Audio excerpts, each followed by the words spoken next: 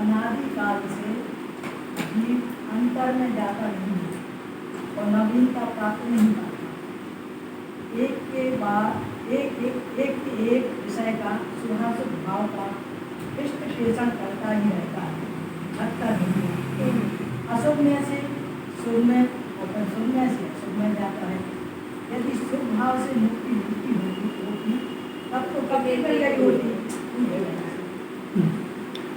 जो शुभ भाव से मुक्ति मानते हैं उनके लिए कितना बड़ा करारा तमाचा है, क्योंकि शुभ भाव से मिलती है तो कभी से मिल जाती है।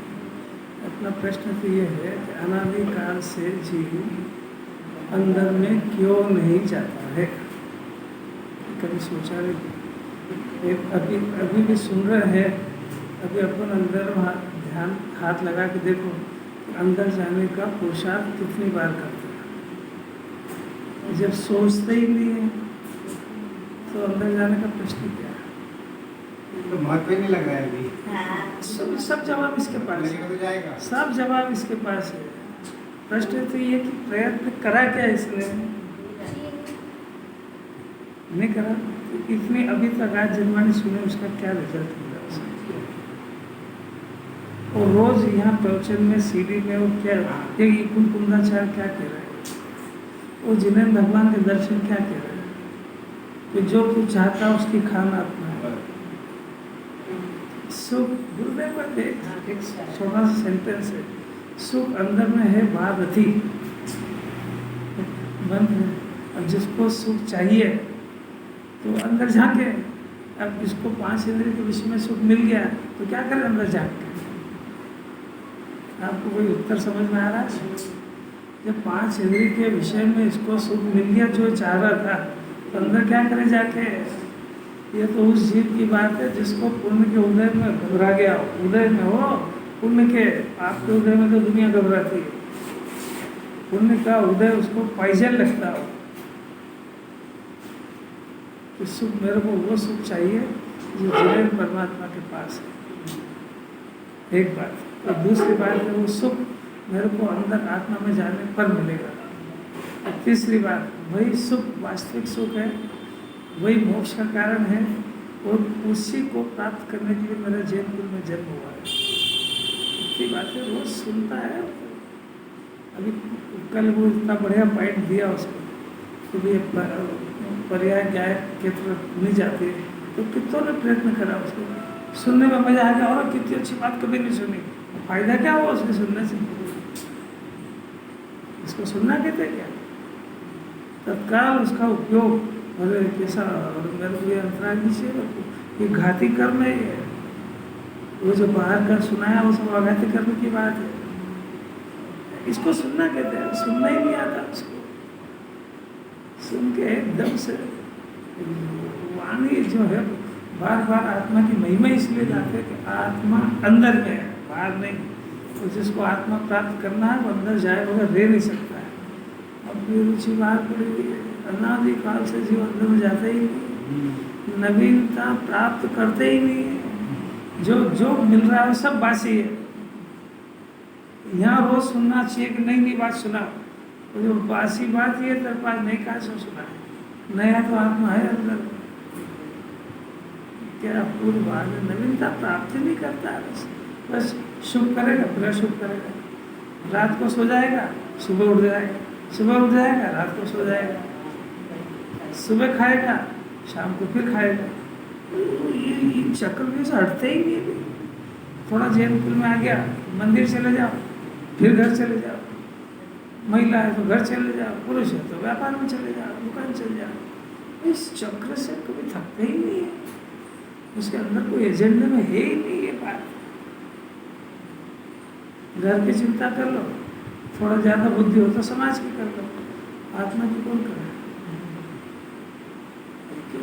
अछूते विषय है ये गुरुदेव ने छुए हैं ये एकदम जीव होश में आ जाए जरा, करता क्या है ये? कैरेक्टर बदलना चाहिए उसका, सुनने वनने से कुछ नहीं होता, उसकी सोचने की शक्ति, सोचने का विषय सब कुछ चेंज होना चाहिए, नहीं तो कोई फायदा नहीं है सुनने से। नवीनता प्राप्त करते ही नहीं, एक के विषय हुआ पिष्ट पेशर पोषण करे करता, थकते ही नहीं है। यहाँ तो थक जाएगा, 10 बजे बंद करो, रोटी खाने से थकता ही नहीं, वही दाल रोटी, थकता ही नहीं। और भी कथा करा लो उससे, 7 जन्म की खोद लाए, बैठे ही नहीं चुप, जैसे उसको अवधि ज्ञान हो गया हो और ये भाषा में छीनने वाली है अगले जन्म, वापर लो खूब। शुभ में से शुभ में, फिर शुभ में से अशुभ, शुभ भाष है, बहुत अद्भुत बातें हैं। बुरी लगती है ना, लगती है ना, बहुत बुरी लगे अच्छी लगे, हाँ क्या करें, दूसरा वाणी जी उसमें लिखा पढ़े कि नहीं पढ़े? देखो 221 नंबर का श्लोक है, बहुत अद्भुत श्लोक है। ऐसा अमृत चल रहा, चाहे अमृत पिलाया, भाव पीने का प्रयत्न करना चाहिए। अपनी खुद की वृत्ति या अपना खुद का अपराध समझ ही नहीं पा रहा है। देखो इसी अर्थ को अभी तक जितनी बात चली है, उसी अर्थ को दृढ़ करने के लिए एक और अगली गाथा की सूचना के लिए एक श्लोक और कहते हैं। 221 नंबर का श्लोक है, राग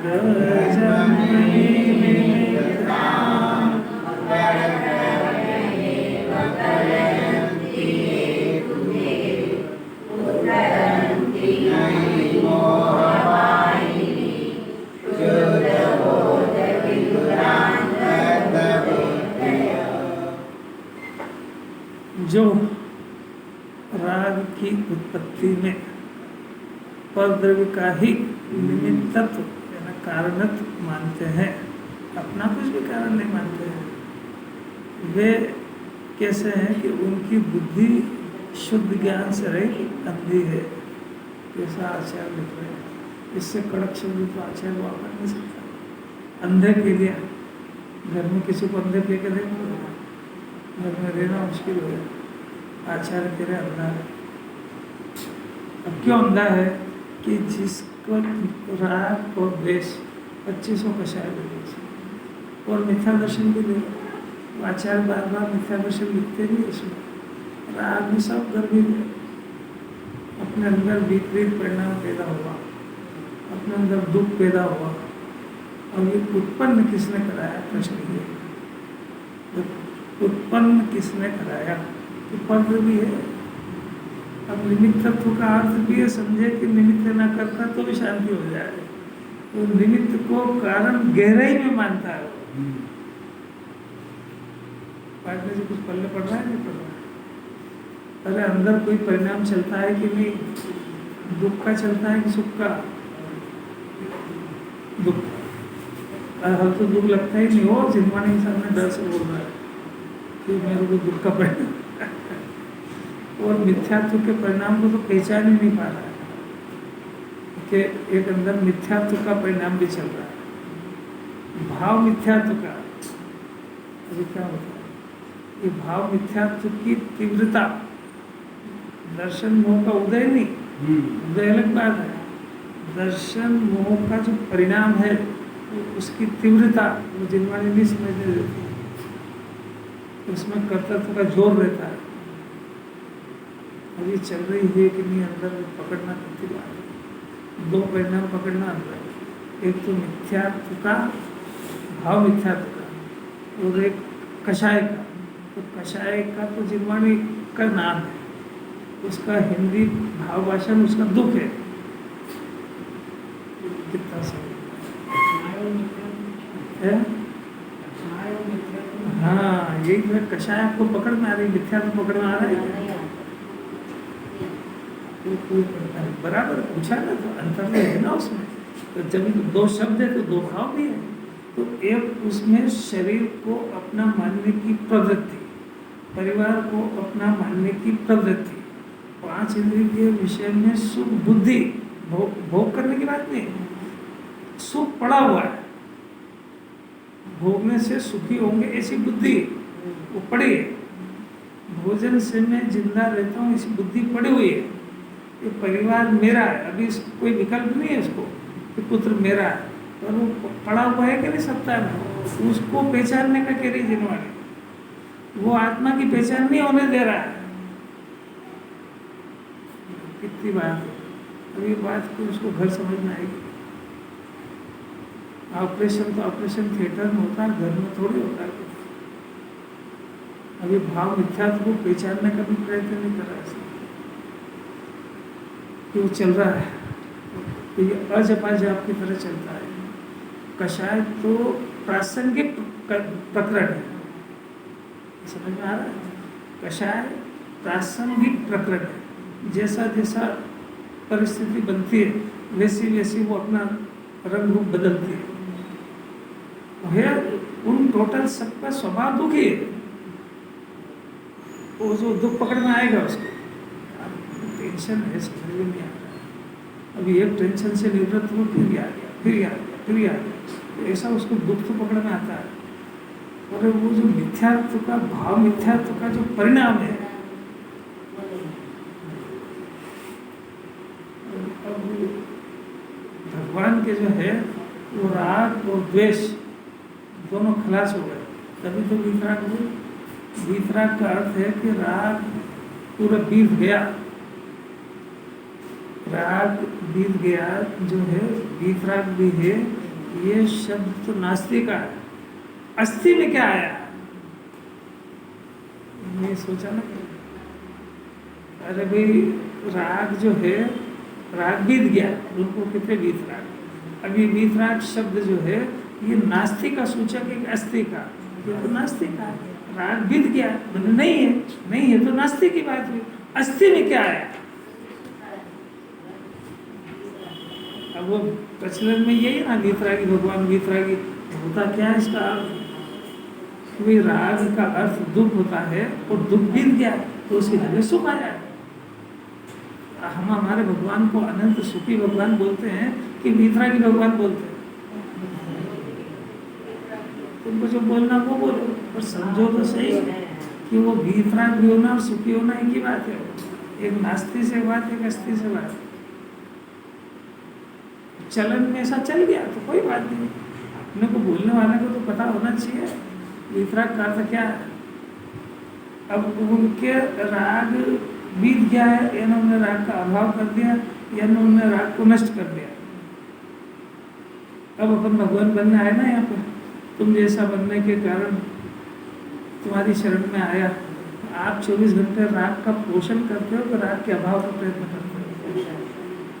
तो कुछ अभी तक कुछ सुना भी है नहीं आ रही, कोई समझ में आ भी रही कि नहीं आ रही? इसका कैरेक्टर देखो ना, ये बोलता क्या है और ये करता क्या है। 24 घंटे एक राग का कण की जरा पूर्ति नहीं हो तो भटक जाता पूरा। और ये जैन शासन, जैन दर्शन ये राग के खिलाफ बात करता है। तेरी भगवान से पटेगी कैसे? पटना नहीं समझते, मक्खन लगाने से थोड़ी कुछ होता है। अरे कभी समझ में नहीं, सुना ही नहीं उसने क्या करता क्या है। जैन दर्शन बहुत शांति से समझने का बात है। भगवान बनना है ना, आखिर इसको ये क्लासिक कौन सी चल रही है? ये ऐसा थोड़ी सिखाया जा रहा है कि तू आहार कैसे देना, बनाना कैसे, कुछ नहीं बात। आत्मा जानो सबसे पहले, आत्मा का स्वभाव जानो, आत्मा का स्वरूप जानो, चार गति क्यों भटक रहा है ये जानो, उसका कारण क्या है ये जानो। और वो कारण में अपना खुद कर रहे हैं कि दूसरा करा रहा है। अन्यमति के पास तो जवाब ही नहीं है, अन्यमति के पास तो पूरे अंधा है। सीधा सीधा जो भगवान की मर्जी, भगवानी ब्याह करता, भगवानी विदुर विधवा बनाता है, भगवानी मकान बनाता, भगवानी मकान तोड़ता है। हर कोई उनके भगवान के आशीर्वाद से बनते हैं, और उनको पता नहीं टूटते किसके आशीर्वाद से। तो कहाँ गए भगवान? वो पूछते ही नहीं। यहाँ थोड़ा बहुत आया तो फिर एक झगड़े में पड़ जाता है कि भाई कर्म ने विकार कराया है कि मैंने करा। इस बुद्धि को नहीं समझा पता पूरी। ये बुद्धि है, उलझन है कि विकार तो हो रहा है, भगवान नहीं करता ये तो हमने मान लिया, पर अब ये कर्म कराता है कि मैं करता हूँ, फिर मैं करता हूँ तो फिर मैं क्यों करता हूँ। तो अब इसके लिए उसको जैन दर्शन की ABCD यानी द्रव्य गुण पर्याय समझना पड़ेगी, क्योंकि मैं करता हूँ अगर ऐसा सर्वथा मान लिया जाए तो जीव का स्वभाव रहता है, और मैं ही करता हूँ तो फिर मेरा स्वभाव है कि विभाव है, और फिर विभाव है तो फिर जिनवाणी में लिखा है कि भाई विभाव होता है उसमें किसी पल की अपेक्षा होती है। तो जब रागादि का परिणाम होता है तो वो त्रिकाल द्रव्य में तो नहीं होता है, वो पर्याय में परिणाम स्वभाव से जब विकार परिणाम करता है तो एक पदार्थ सामने होता है, उसको निमित्त कहते हैं। और इस बुद्धि से सुलझे, ये सुलझाना है कि खाली पढ़ना और याद करना है, इससे निमटना है अपने को 24 घंटे 24 घंटे ही हो रहा है। कषाय और मिथ्या तो 24 घंटे चुड़ैल की तरह लगे हुए इसके, चुड़ैल की छोड़ती नहीं है वो, ऐसा लगा ये दुई की दुई। और ये जो लगे हुए हैं इसका बहुत तीव्र परिणाम है, बहुत उसको पूर्व जन्म में कोई इनकी मंदता हो, कषाय की मंदता हो और मिथ्यात्व की मंदता हो पूर्व जन्म में हृदय की, तो जैन कुल में पैदा होता है। अपने को कुछ नहीं पता है कि ये घटना कैसे घट गई पूर्व जन्म, कैसे तो कषाय मंद हो गई, कैसे वीतरागी भगवान पसंद आ गए और कैसे उस फल में यहाँ आ गए। कोई सृष्टि में कोई लाना भेजने वाला थोड़ी है, क्या पता कैसे आ गया अपना जीवन। अब आ गया है पर अब आ गया उससे क्या जाएगा कहाँ ये कौन सोचे, आ गया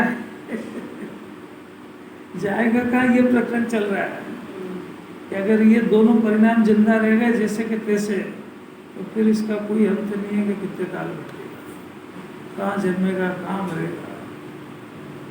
क्यों? आत्मा तो अनादि अनंत, क्यों? क्योंकि जो संयोग है तो संयोग, ये तो छूटेगा ही, सही छूटा हुआ ही है। गलती इतनी सी है कि संयोग को स्वभाव समझ गया, और जब विभाव परिणाम उसको स्वभाव समझ गया, विभाव को सार्थक समझ गया, और ये गलतियां चल रही कि नहीं अंदर। अभी कैसे समझे? भूपेंद्र जी व्यापारी को समझाना आसान बात है। तो दुकान पे बैठने के परिणाम से धन आ रहा है कि जीव पशुगति का रिजर्वेशन करा रहा है। ये बात कौन, ये प्रश्न रखे ही कौन? अब देखो दुकान का है तो कितनी जल्दी बोलते पशुगति का, और घर के काम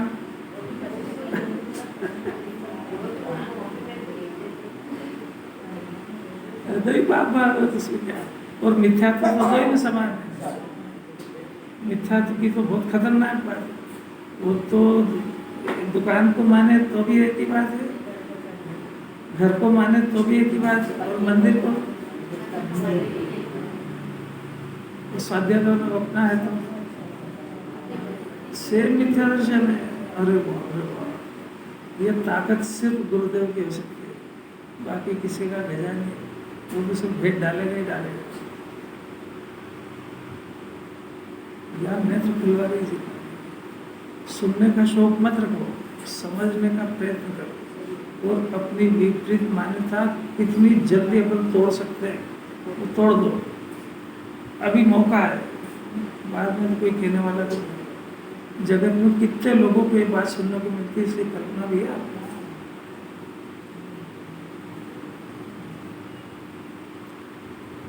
जो राग की उत्पत्ति में, राग भी 25 तरह की, कषाय भी, मिथ्या दर्शन का परिणाम भी, ये परद्रव्य का ही निमित्तत्व यानी परद्रव्य को ही कारण मानते हैं।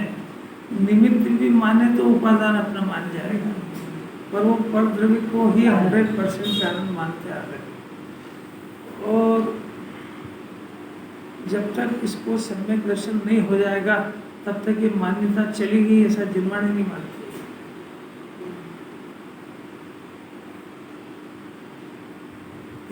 अजय बजय की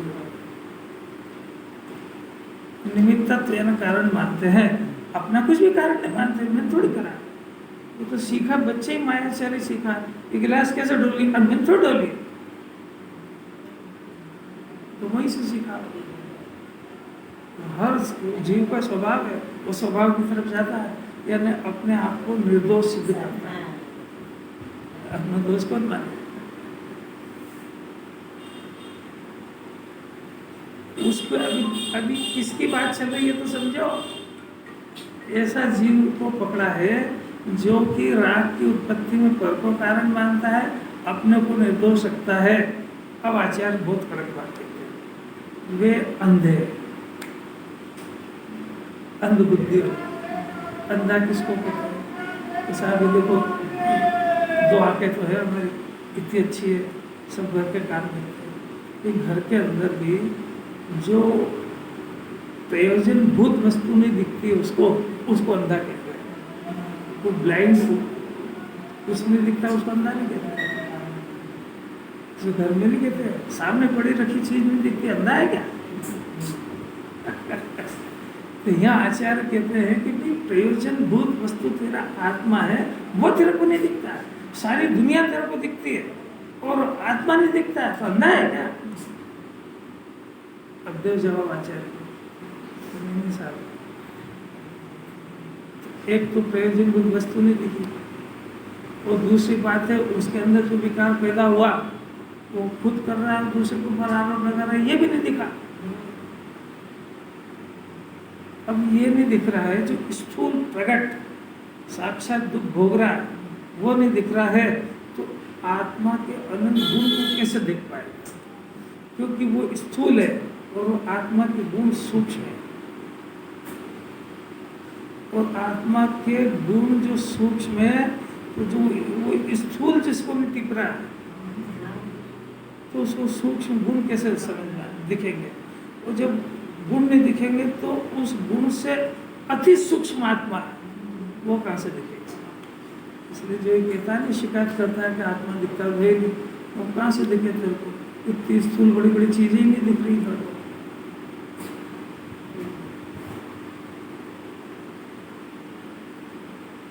क्या कर रहे आगे? इसको पढ़ लेने से ज्ञान में खुल जाएगा कि खोलेगा तो खुलेगा।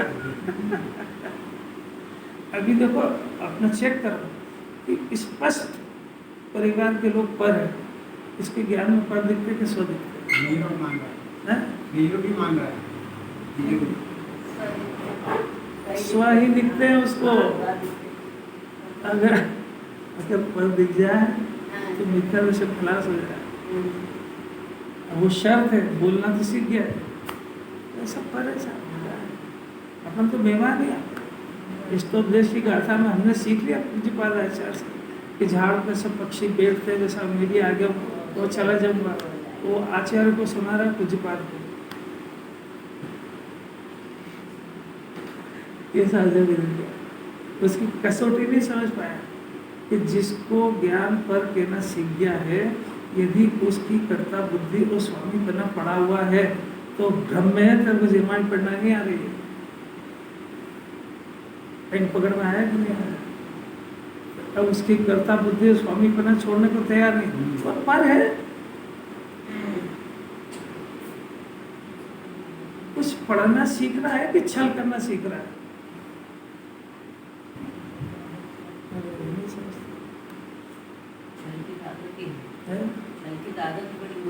बस ये आदत पड़ी है और फिर उस आदत को छोड़ना नहीं चाहता है, और फिर जब जिनवाणी के पास पढ़ने आया तो पढ़ के फिर वही छल करता है और कहता है मैं क्या गलत बोल रहा हूँ।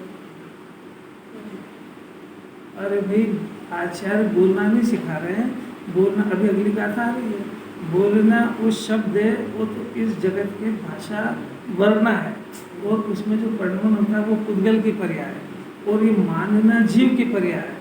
तो वो कुछ भी बोले, बोलना पुद्गल की क्रिया होने से उससे कर्मों का बंधन नहीं होता है।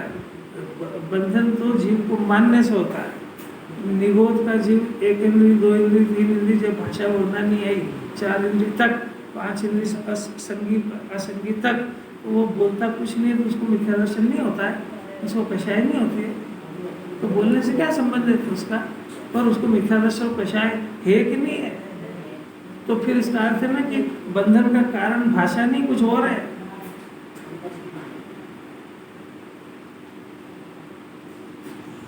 ये आत्मा के गुणों तक जाए, और जिन्होंने आत्मा के गुणों में जो विपरीतता चल रही उसको सुधारवाना चाहते हैं, और ये भाषा सुधारना चाहता है। तो आचार्यों की भाषा वापरने लगता है और मान्यता जो कि त्यों रखता है। तो जिनवाणी कह रही है कि भाषा आचार्यों की मत बोलो, भाषा तो जगत में जहाँ रहते हो वैसी की वैसी बोलो, कि तुमने रोटी खाई कि नहीं, तुम्हारी तबीयत ठीक नहीं तो डॉक्टर को दिखाया कि नहीं, तुमने परहेज करे कि नहीं, तुमने आज शिव मंदिर गए कि नहीं। भाषा सब जगत की बोलो ऐसे कैसे। उसको वहाँ पे किसी की तबीयत पूछने जाओ तो उसको क्रमबद्ध पर्याय का और निमित्त उपादान का पाठ मत पढ़ा, अजीर्ण हो गया वो। भाषा जगत की बोलो और मान्यता जिनवाणी के अनुसार रखो। ये मान्यता तो अपनी अनादि की चल रही वो रखता है, और अपनी भाषा में बदलाव करना सीख गया। ये मायाचारी नहीं दिखती इसको, कुछ समझ में आती नहीं, भी नहीं आती, तो मैं खाली बोले जा रहा हूँ। जो राग की उत्पत्ति, जो मैं अपना नंबर हट जाए यहाँ से, राग तो हो रहा है, इससे कोई इनकार नहीं है, और कोई जवाबदारी नहीं है, मेरी जवाबदारी है। मेरा पर्यायगत अपराध है, और मैंने ये अपराध करा है कि मैं अपने स्वभाव को छोड़ता हूँ तो इनका जन्म होता है, और मेरे को अपना स्वभाव पसंद करना चाहिए, और मैं संयोग पसंद कर रहा हूँ, ये मेरी गलती है। मैंने इतने दिन जिनवाणी सुनी, इतने अनंत तीर्थंकरों के सबके दर्शन किए, सब आत्मा में लीन होकर सुखी हो रहे हैं, पर ये मेरे समझ भी नहीं आ रहा है, ऐसे अपनी गलती है। ऐसा बोले तो ही उसको ऐसा लगे कि अरे मैं अपने आप को अपराधी के दूँ।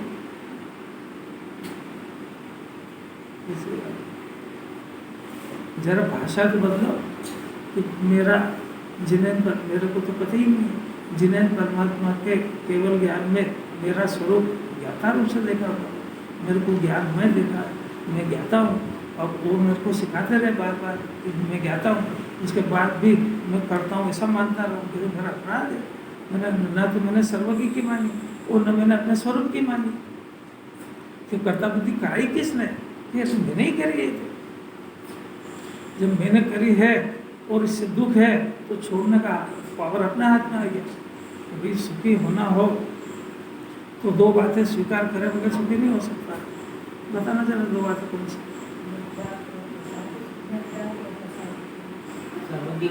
हाँ, एक तो सर्वज्ञ की बात और एक स्वभाव की बात। तो सर्वज्ञ की बात यह है कि मैं ज्ञान स्वरूप हूँ, और स्वभाव की बात है कि मैं ज्ञाता हूँ। तो ये दो बातें जब उन्होंने मेरे को कही तो अब ये जो मैं दोनों से विपरीत काम कर रहा हूँ तो ये दोनों मेरे को स्वीकार करे बगैर दुख जाएगा ही नहीं। अब इसमें मैं हट करूँ साहब, दूसरा बताओ, ये बताओ, वो बताओ। तो गुरुदेव से पूछा भाई बार बार कि भाई आप 80 गाथा में कहते हो प्रवचन साहब की कि द्रव्य गुण पर्याय को जानो, भाई ये एक ही उपाय है। तो फिर उनसे पूछा कि भाई कोई आचार प्रभु अब ये तो कठिन पड़ता है यार, अनंत भगवान का द्रव्य जाने, गुण जाने, पर्याय जाने, मेरा जाने, बहुत कठिन पड़ता है। दूसरा कोई उपाय नहीं है क्या? कि हाँ दूसरा उपाय है। क्या है? कि शास्त्र पढ़ो।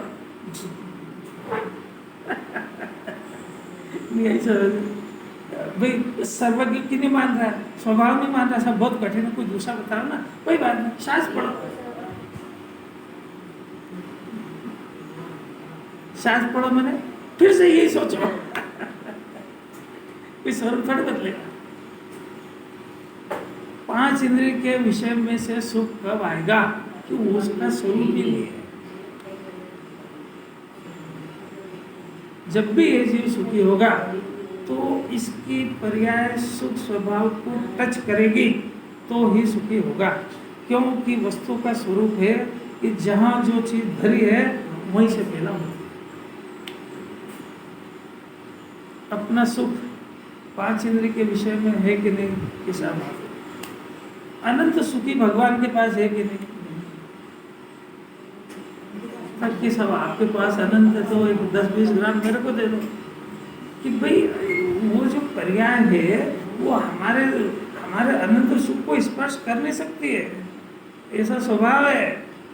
तो तुम्हारी पर्याय तुम्हारे द्रव्य गुण को छोड़ के वो अनंत सुख के पास जा ही नहीं सकती है। हम करें क्या?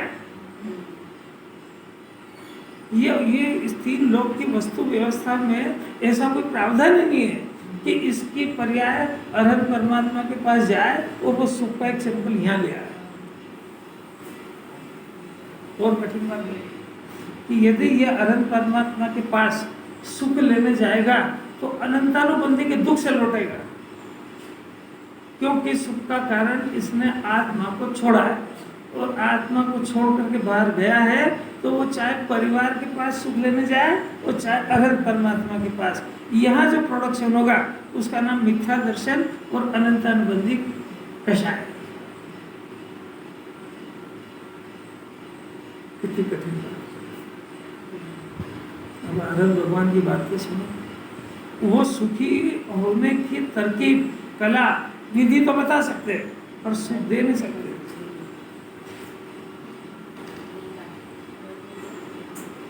अब ये जीव कला नहीं सीखना चाहता है, मक्कार और आलसी है, आप दे दो बस। पुरुषार्थ अनंत है, क्योंकि जिन जिन पदार्थों को अपना माना है उनको सबको एक लिस्ट में एक तरफ से पर कहना है, और जो कभी आत्मा आनंद से देखा नहीं है उस आत्मा के ऊपर कब्जा करना है कि ये है सो मैं हूँ। बहुत ताकत है इतना रिवर्स करना, और जितनी पूंजी उसने फैलाई है वो सारी को समेटना। सरल है, कठिन।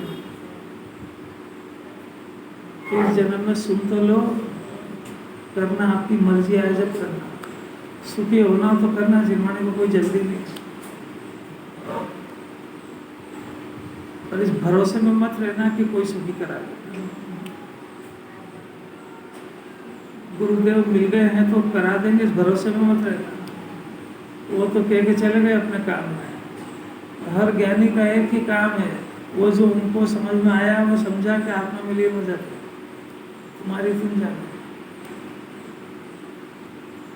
आज के बाद अनंत काल में भी जब भी सुनेगा कोई भी आचार्य गुरु मिलेंगे तो फिर समझा देंगे आत्मा सुख की खान है और मौन हो जाएगी। अब तू जान। उसे किसी बात है उसको अंधा कहते हैं। जिनकी बुद्धि शुद्ध ज्ञान से रहित, शुद्ध ज्ञान का अर्थ क्या हुआ?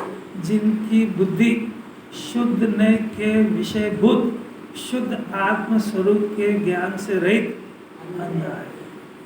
इसी बात वो आचार्य इतना बड़ा उदाहरण दे रहे हैं अपने को। शुद्ध ज्ञान का विषय क्या होता है? और शुद्ध ज्ञान का विषय ये गुरुदेव की कृपा से खूब आ गया मार्केट में, पर अब ये समझ नहीं पाता है कि वो शुद्ध ज्ञान का विषय वो पसंद आने पर शुद्ध ज्ञान पैदा होता ही होता है संज्ञा में। तो अगर शुद्ध ज्ञान पैदा नहीं हुआ है तो शुद्ध ज्ञान का विषय तू बोलना सीखा है, तेरे समझ में नहीं आ रहा है।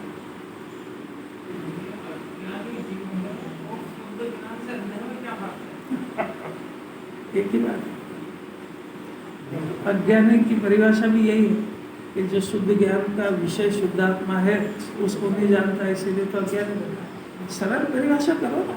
ज्ञान उत्पन्न हो रहा है, अब ज्ञान जिस आत्मा में से उत्पन्न हो रहा है उस आत्मा को नहीं जानता तो अज्ञानी है। तो वो क्या करेगा कि ज्ञान तो बंद नहीं होएगा, वो ज्ञान कैसे जानेगा? तो वो स्वभाव छूट गया उसका, बस इसको अज्ञानी कह रही है।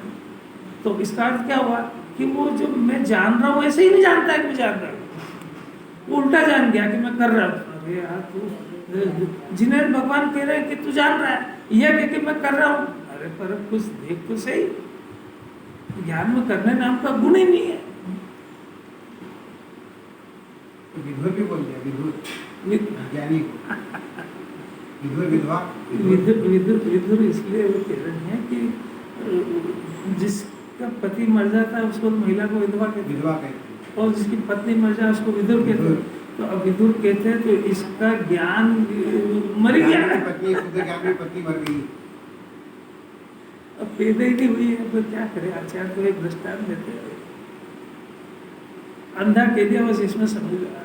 आचार्य अपने को अंधा कह रहे, अरे वो सांप भी लग जाएगा। अंधा बने अगर ये आत्मा को नहीं देख पाया शुद्ध ज्ञान से, इस शुद्ध ज्ञान का विषय को आत्मा को इस जन्म में नहीं देख पाया तो ये आंखें भी चली जाएगी इसके हाथ से। अभी अंधा नहीं तो फिर अंधा हो जाएगा,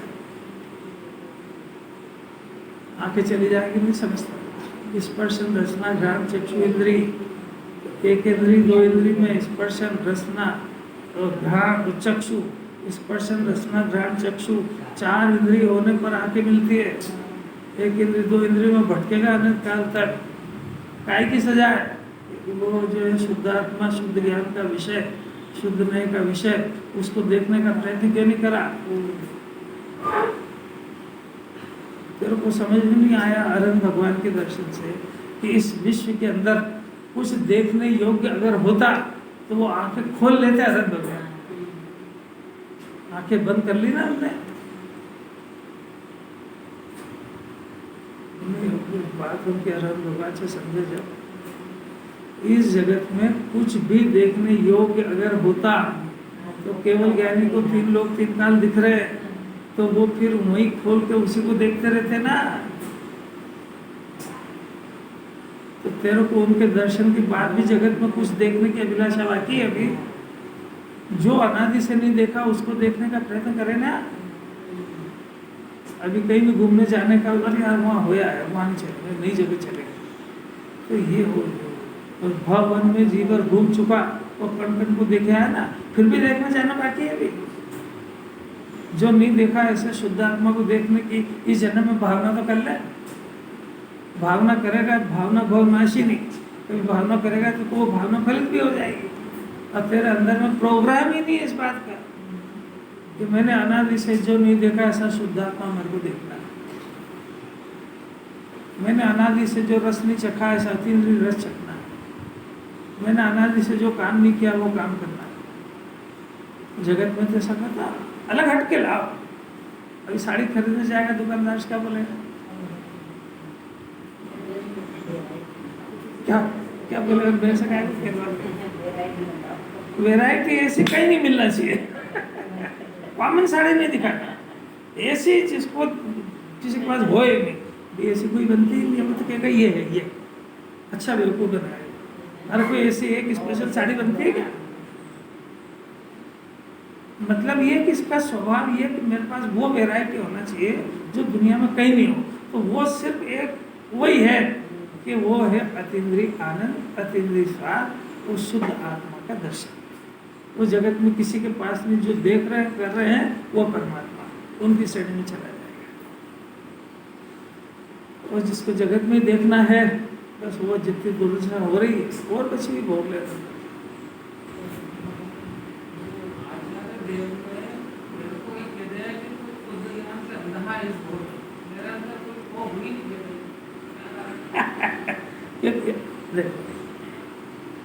कितना बढ़िया प्रश्न है।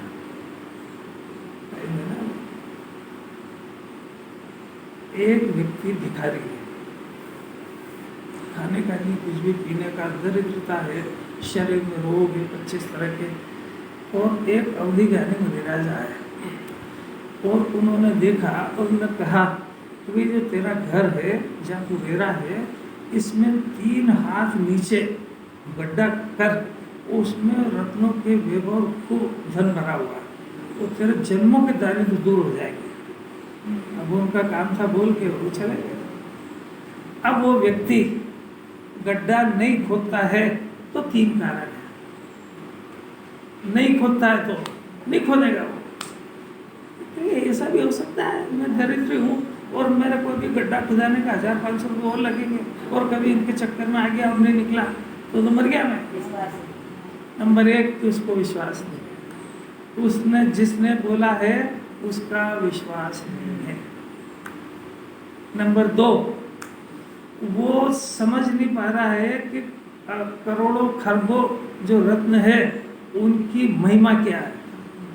मैंने रत्न का परख नहीं उसको, और उससे मेरा और उसकी कीमत जगत में क्या है, उसकी महिमा, मेरा दारिद्र्य दूर हो जाएगा, ऐसा रत्न की परख नहीं। 2 और तीसरा उसका दिमाग खराब। ये 3 कारण होंगे तो वो नहीं खोलेगा। दृष्टांत समझ में आ गया कि नहीं आया? सिद्धांत बताओ। इस कुंदाचार्य मिले, जिन्हें भगवान मिले और उसने कहा मैं बहुत दरिद्र हूँ साहब, शरीर में रोग है, खाने का ये वो, बहुत दरिद्र हूँ। उन्होंने कहा हमने देखा है कि तेरे अंदर रत्नों का खान भरी हुई है। 3 हाथ जमीन खोल। कौन सी? द्रव्य कर्म से आत्मा भिन्न है, 9 कर्म से आत्मा भिन्न है, भाव कर्म से आत्मा भिन्न है। खोल। अभी 3 काम नहीं कर रहा है, तो 3 में से क्या कारण है? पागल भी है। इस मुनिराज का भरोसा नहीं है, जिन्हें परमात्मा का भरोसा नहीं है, नंबर 1। नंबर 2, अगर वो रत्नत्रय का निदान मिल जाए तो इसका सारा अनंत काल का दारिद्र्य दूर हो जाए, ऐसा उस रत्न की कीमत नहीं पहचानता। वहां अर्घ चढ़ाया जाएगा, सम्यक दर्शन ज्ञान चारिता अर्घन प्राप्त स्वाहा, पर 3 रत्न की वैल्यू नहीं जानता। 2 हो गए। और तीसरा पागल दिमाग खराब है। अब अपने तीनों में अपने पास क्या है कि न तो इसको भगवान का भरोसा है, न रत्नत्रय की वैल्यू जानता है। ये रत्नत्रय जन्म मरण नाशक है और अनंत काल तक का दारिद्र्य दूर हो जाएगा। और तीसरी बात, विश्वास में दिमाग ही खराब है उसका। यहाँ से जाके फिर दूसरे धंधे करता है, शंका भी नहीं करता कि एक बार कहीं से कर्जा लाके उसको खोद तो ले, इतनी रिस्क ले ले, दुनिया भर की रिस्क तो लेते ही है। तो एक बार कुंदाचार्य की बात को मान करके 9 कर्म से भिन्न इन 9 कर्मों को अपने से न्यारा जान ले, 8 कर्म बदले इनसे न्यारा जान ले, और भाव कर्म से न्यारा अपने इस 3 हाथ गड्ढे को खोद ले, तो यहाँ पे आत्मा रत्नत्रय की खान विराजमान है, तो दर्शन दे देगा, सारा दारिद्र्य दूर हो जाएगा। अब तीनों में क्या है ये सब अपने ऊपर देखें। यहाँ से दुकान चला गया मतलब पागल है, समझता नहीं मान रहा उनसे भिन्न, मतलब वो आचार्य जिन्हें भगवान की बात का भरोसा है। रत्नत्रय का फल क्या होता है ये समझता है, अर्घ चढ़ाना समझता है। अब समझ में आया कि नहीं अंधे का क्या अर्थ होता है? कितनी गजब की बात है। एक शराबी व्यक्ति ने जंगल में गया, उसने उस ठूंठ को ऐसा पकड़ लिया झाड़, वो चिल्ला रहा जोर जोर से कि वो जो है झाड़ ने मेरे को पकड़ लिया, थोड़ा बहुत परेशान हूँ। जो उधर से निकले देखा झाड़ ने पकड़ा है, पागल है, चिल्ला रहा है, ये चाहे जब छोड़ देगा, इसमें क्या? वो झाड़ में कोई बता थोड़े, खाली ऐसी पकड़ के रखा है, वो चिल्ला रहा है। ऐसा ये जीव जंगल में रख दिया, और ये मोह रूपी शराब के कारण, मोह की शराब पी ली, और इसने खुद ने ये शरीर में हूँ ऐसा पकड़ लिया। एक परिवार मेरा ऐसे इसने ही पकड़ लिया। अब इससे बोलोगे मंदिर चल, तो मैं कैसे जाऊँ? उनको पकड़ तो लिया उन्होंने, और उनने पकड़ा है कि इसने पकड़ा है? उनने पकड़ा हो तो छूट जाएगा, इसने पकड़ा चिल्ला रहा है, कैसे छूटेगा? कैसी आचार्य ने कैसी करुणा करी, उनकी करुणा का पार नहीं और इसकी ढिठाई का भी पार नहीं। रोज सुनता है, सब हजम कर जाता है, कोई असर नहीं होता उसको, रत्ती मिथ्या दर्शन स्ट्रेस भी नहीं लगती उसको, उसकी सर्वथा में कोई कसर नहीं होना चाहिए, बस इस शर्त को रख के सुनता है। देखो ये क्षणिक है, क्षण में चली जाएगा, सब सही हो, कोई दम नहीं है, चलेगी बात अभी थोड़ा सा बचा।